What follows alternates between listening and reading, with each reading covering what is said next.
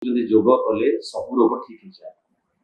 ଇଏ ଇଏ ସତ କଥା। ଯଦି ଆପଣ ପ୍ରତ୍ୟେକ ଦିନ ସକାଳୁ ଉଠି ଯୋଗର ଅଭ୍ୟାସ କରୁଛନ୍ତି, ଯୋଗର ଉପରେ ଦୁଇଟା ପାର୍ଟ, ଗୋଟେ ଆସନ, ଗୋଟେ ପ୍ରାଣାୟାମ।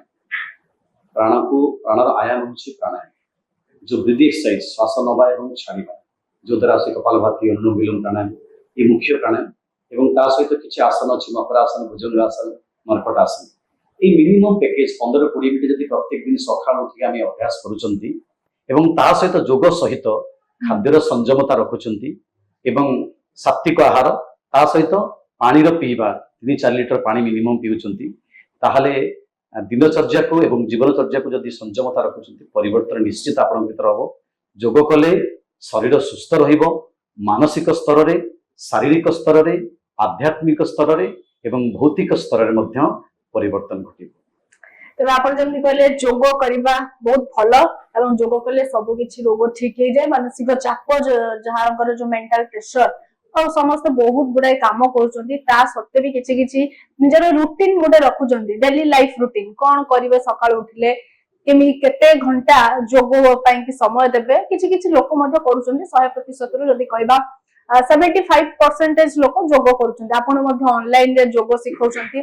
ତେବେ ଏଠି କହିପାରିବେ କି ଆପଣ ଯେମିତି କହିଲେ ସାତ୍ତ୍ୱିକ ଆହାର ମଧ୍ୟ ଦରକାର ଯୋଗ କରିବା ସହିତ, କଣ ସାତ୍ତ୍ୱିକ ଆହାର ମାନେ କଣ ଗୋଟେ ଡାଏଟ ପ୍ଲାନ ଗୋଟେ ରହିବା ଦରକାର ମଣିଷର? ସକାଳୁ ଉଠିବା, ଯେତେ ଶୀଘ୍ର ଉଠି ପାରିବା, ଯେମିତି କି କେତେ 5ଟାରୁ ଉଠିବା ତ ସ୍ୱାସ୍ଥ୍ୟ ପାଇଁ ହିତକର, କିନ୍ତୁ ଏଠି ସମସ୍ତଙ୍କ ପାଇଁ ଆପ୍ଲିକେବଲ ହେଇପାରିବନି, କାରଣ ଯୋଉମାନେ ଲେଟ୍ କାମ କରୁଛନ୍ତି ତ ତାଙ୍କର ଉଠିବା ଡେରି ହଉଛି। ପରମ ପୂଜ୍ୟ ସ୍ୱାମୀଜୀ କୁହନ୍ତି, ଜବ ଉଠୁ ତବ ସବେରା। ଯେତେବେଳେ ଉଠୁଛନ୍ତି ମୁହଁ ନ ଧୋଇକି ଲାଳ ଥିବା ଅବସ୍ଥାରେ ପାଣି ପିଇବା। ପ୍ରଥମେ ଲାଳ ଥିବା ଅବସ୍ଥାରେ ପାଣି ପିଇବା। ଲାଳ ଯୋଉଠି ମୁହଁ ନ ଧୋଇକି, ସେ ଲାଳ କଣ ବେନିଫିଟ ଅଛି? ସାଲିଭାଲ ଅଛି, ଯୋଉ ଗ୍ଲାଣ୍ଡଟା ଅଛି, ସେ ଯୋଉ ପେଟ ଭିତରକୁ ଗଲେ ଆପଣଙ୍କର ଏସିଡ କୁ ଠିକ କରିବ, ଗ୍ୟାସ କୁ ମଧ୍ୟ ଠିକ କରିବ ଏବଂ ପାଚନ ତନ୍ତ୍ରକୁ ମଧ୍ୟ ଠିକ ରଖିବ। ପ୍ରଥମେ ଆଗେ ପାଣି ପିଇଲେ, ତାପରେ ବ୍ରଶ କରି ଟଏଲେଟ ଗଲେ ପ୍ରାଣାୟାମ ତାପରେ କରିବାକୁ ପଡିବ। ଆଟଲିଷ୍ଟ ଅଧଘଣ୍ଟେ ସମୟ ଦିଅନ୍ତୁ। ଯୋଉ ଯୋଉ ପ୍ରକ୍ରିୟା ଅଛି, କପାଳଭାତି, ଅନୁଲୋମ ବିଲୋମ, ଭ୍ରାମରୀ, ଓଁକାର ପ୍ରାଣାୟାମ, ଏକୁ କରନ୍ତୁ। ମର୍କଟାସନ, ଭୁଜଙ୍ଗାସନ, ମକରାସନ, ଇଏ ତାପରେ ସୂର୍ଯ୍ୟ ନମସ୍କାର ବି ଆପଣ କରିପାରିବେ। ଏତିକି ମିନିମମ୍ ପ୍ୟାକେଜ, ଅଧଘଣ୍ଟାର ପ୍ୟାକେଜ କଲା ପରେ ତାପରେ କିଛି ଖାଦ୍ୟ ନିଅନ୍ତୁ। ଯୋଉ ଖାଦ୍ୟ ସାତ୍ତ୍ୱିକ ଆହାର ଯୋଉଟା କହୁଥିଲି, ସାଲଡ ଖାଦ୍ୟ। ପ୍ରଥମେ ସାଲଡ ଟୁ ଷ୍ଟାର୍ଟ କରିବା, କାରଣ ବଡି ଯେତେ ଏସିଡିକ ହବ ସେତେ ରୋଗ କ୍ରିଏଟ କରିବ। ବଡିକୁ ଏସିଡ ନ କରିବା ପାଇଁ ସାଲଡ ଆମକୁ ନବାକୁ କାକୁଡି ନବାକୁ ପଡିବ, ଗାଜର ନବାକୁ ପଡିବ, ବିଟ ରୁଟ ନବାକୁ ପଡିବ, ତା ସହିତ ପୁଦିନା ପତ୍ର, ଧଣିଆ ପତ୍ର, ଲେମ୍ବୁ। ଇ ଗୋଟେ ଗିନା, ଗୋଟେ କଟୋରା, ଗୋଟେ ଗିନା ନିଅନ୍ତୁ, ସକାଳୁ ତାକୁ ଚୋବାନ୍ତୁ। ତାପରେ କିଛି ରୁଟି, ସନ୍ତୁଳା, ସିଝା, ତେଲ ଯେତେ କମ ପରିମାଣ ଯୋଉ ତରକାରୀ ହେଉଥିବ ତାକୁ ନିଅନ୍ତୁ। ଖରାବେଳ ସମୟରେ ଗୋଟେ ବେଳେ ଲଞ୍ଚ ନିଅନ୍ତୁ, ସେଥିରେ ସବୁ ଜିନିଷ ଭେରାଇଟି ପରିବା ଗ୍ରୀନ ଭେଜିଟେବଲ ରଖନ୍ତୁ। ତା ସହିତ ଘୋଳ ଦହି ଅବଶ୍ୟ ଟିକେ ନିଅନ୍ତୁ, କାରଣ କ୍ୟାଲସିୟମ ବହୁତ ଆମକୁ ଦିଏ ଏବଂ ତା ସହିତ ହଜମ କରିବାରେ ମଧ୍ୟ ସାହାଯ୍ୟ କରେ। ଏଠି ଆଉ ଗୋଟେ ଜିନିଷ, ଯୋଉମାନଙ୍କର ଗଳା ସମସ୍ୟା ଅଛି, ଥଣ୍ଡା ବି ବେଳେ ବେଳେ ହେଇଯାଏ, ଦହି ପିଇଲେ, ଗରମ ପାଣି ଟିକେ ଗୋଳେଇ ଦେଇକି ଦହିକି ପିଇଦେଲେ, ଆଉ ସେ ମାନେ ଦହିରେ ଗରମ ପାଣି ଟିକେ ଗୋଳେଇକି ପିଇଦେଲେ ଆଉ ସମସ୍ୟା ରହିବ। ଲଞ୍ଚ ଟାଇମ ସକାଳେ ଉଷୁମ ପାଣି, ଦ୍ୱିପହରେ ଲଞ୍ଚରେ ଘୋଳ ଦହି, ରାତିରେ ଉଷୁମ କ୍ଷୀର, ଯୋଉ କ୍ଷୀରରେ ଟିକେ ହଳଦୀ ପକେଇକି ପିଅନ୍ତୁ, ଯୋଉଟା କି ଆଣ୍ଟିବାୟୋଟିକ କାମ କରିବ ଆଉ ଇମ୍ୟୁନିଟି କି ବଢେଇବ, ଷ୍ଟ୍ରେଂଥ ଆପଣଙ୍କୁ ଦବ। କିନ୍ତୁ ରାତି ଖାଦ୍ୟକୁ ସବୁବେଳେ ଚେଷ୍ଟା କରିବା ଶୀଘ୍ର ଖାଇବା ପାଇଁ। ଆଉ ୟା ଭିତରେ ଆଉ ଗୋଟେ କଥା ଅଛି ଯେ, ବହୁତ ଲୋକ ରାତିରେ ଡେରିରେ ଫେରୁଛନ୍ତି ଅଫିସରୁ, ଯଦି ବି ସେମାନେ ଖାଉଛନ୍ତି କିନ୍ତୁ ଖାଦ୍ୟ ପରିମାଣକୁ କମେଇଦବ, କାରଣ ବହୁତ ଲୋକ ଅଛନ୍ତି ବେଶୀ ଖାଦ୍ୟ ଖାଆନ୍ତି ରାତିରେ। ନିହାତି ଭାବରେ ସମସ୍ତେ ଚାହାନ୍ତି ଆମେ ଦିନ ସାରା ବହୁତ ସାରା କାମ କଲୁ, ରାତିରେ ଟିକେ ଭଲରେ ଖାଇବୁ, ମାନେ ବେଶୀ ଖାଇବୁ। କିନ୍ତୁ ସେଇଟା ଲୋକମାନଙ୍କର ଗୋଟେ ଭୁଲ ଧାରଣା ଯେ ରାତିରେ ବେଶୀ ଖାଆନ୍ତୁନି, ଅଳ୍ପ ଖାଆନ୍ତୁ, କିନ୍ତୁ ସେଥିରେ ପ୍ରୋଟିନ ଯୁକ୍ତ ଖାଦ୍ୟ ଖାଆନ୍ତୁ, ବେଶୀ ଖାଆନ୍ତୁନି, କାରଣ ଲୋକଙ୍କର ବହୁତ ଗୁଡେ ଥାଏ ଆମେ ରାତିରେ ଟିକେ ଅଧିକ ଖାଇବୁ, ଖାଇକି ଶୋଇବୁ, ଭଲ ନିଦ ହବ। ଏଇଟା ଗୋଟେ ଲୋକଙ୍କର ଭୁଲ ଧାରଣା।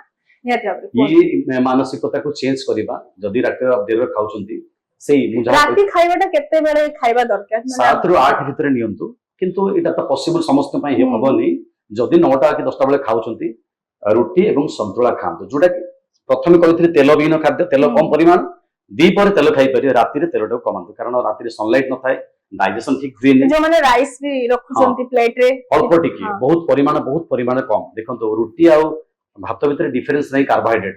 ରୁଟି ଖାଇଲେ ଆମେ 2-3 ପଟ ଖାଆନ୍ତି, ଭାତ ଖାଇଲେ ଟିକେ ପରିମାଣ ଅଧିକା ବଢିଯାଏ। ରୁଟିରେ ତ ସେଇ କାର୍ବୋହାଇଡ୍ରେଟ ରହିଛି, ଭାତରେ ବି କିନ୍ତୁ ପରିମାଣ ଯେହେତୁ ଅଧିକା ଭାତରେ ହେଇଯାଉଛି, ସେଥିପାଇଁ ପ୍ରୋବ୍ଲେମ ହଉଛି। ଭାତକୁ ପରିମାଣ କମ କରନ୍ତୁ, ରୁଟି ନିଅନ୍ତୁ, ସନ୍ତୁଳା ସିଝା ରାତିରେ ସବୁବେଳେ ମନେ ରଖନ୍ତୁ ସନ୍ତୁଳା ଭିତରେ ଆପଣ ରଖନ୍ତୁ ଲାଉ ଅମୃତଭଣ୍ଡା ସିଝା ଗୋଟେ କମନ ପ୍ରଡକ୍ଟ ରଖନ୍ତୁ ଯୋଉଟା କି ସିଷ୍ଟମକୁ ହଜମ କରିବା ଠିକ ରଖିବ ଏବଂ ତା ସହିତ ଡାଇଜେସନ ମଧ୍ୟ ଠିକ କରିବ। ନିହାତି ଭାବେ ତେବେ ଆପଣ ମାନେ ଶୁଣୁଥିଲେ ଯେ ସାତ୍विक ଆହାର କଣ ଖାଇବେ ଆପଣଙ୍କ ପ୍ଲେଟ ରେ କଣ ସବୁ ରଖିବେ ଖାଇବା ଆପଣଙ୍କୁ ଯାହା ଦ୍ୱାରା କି ଆପଣଙ୍କ ଶରୀର ଭଲ ରହିବ ଆଉ ରାତିରେ ବେଶୀ କରି କମ ଖାଆନ୍ତୁ ଅଧିକ ଖାଆନ୍ତୁ ଆଉ ହେଭି କିଛି ଖାଇବା ଖାଆନ୍ତୁ ନାହିଁ। ଯୋଗ କଲେ ଆମେ ଜାଣିଛନ୍ତି ବିଭିନ୍ନ ପ୍ରକାର ରୋଗ ମଧ୍ୟ ଶରୀରରୁ ଦୂରେଇ ଯାଏ। କଣ କଣ ସବୁ ରୋଗ ଯାହା କି ଅଛି ଯୋଗ କରିବା ଦ୍ୱାରା ହିଁ ଶରୀରରୁ ଏସବୁ ରୋଗ ହଟିଯାଏ? प्रथमे गैस्ट्रिक एसिडिटी डायबिटीज ये तो कॉमन रोग होइगला आज का डेट रे कारण हमर लाइफस्टाइल इमित हेलाने जे हम हेक्टिक लाइफ पई इसो ही परछु खाद्यर अनियमितता खाद्य तो अनियंत्रणता अनियमितता जोड जा मिलला त खाइ देले एवं बेसी करी खाउछंती मसाला जातीय खाद्य को बेसी खाउछंती नॉन वेज बेसी ओरिएंटेड होउछंती या द्वारा ए जिंस रोग गैस्ट्रिक एसिडिटी डायबिटीज यारी पई रोग सब होउची एकु जदी प्राणायाम करूछंती बा जोग करूछंती कपालभाति अनुलोम विलोम प्राणायाम हो मंडूक आसन हो जदी एकु करूछंती ताहले डायबिटीज मध्य कंट्रोल हो पार। आउ गोटे बड़ डिजीज बर्तमान आज डेट चलती मानसिक रोग मानसिक चाप बहुत लोग पीड़ित अच्छा जो मानसिक चाप अनुलोम विलोम प्राणायाम आपको ठीक कर मानसिक चाप दूरीभूत बाम हाथ रखा ध्यान मुद्रा डाण हाथ डाण पट नाकपुड़ा को बंद कले बाम श्वास नवा डाण पटे छाड़ा डाण पटे नवा बाम छाड़ा एक मिनिमम 5 ରୁ 10 मिनिट करंतु तापरे भ्रामरी प्राणायाम बुढ़ा आंगुली साथ झोट कान को बंद करवा शेष 3 आंगुली आखि पर मथा पर 2 आंगुली लंबा श्वास नहीं भ्रमर भली शब्द करवा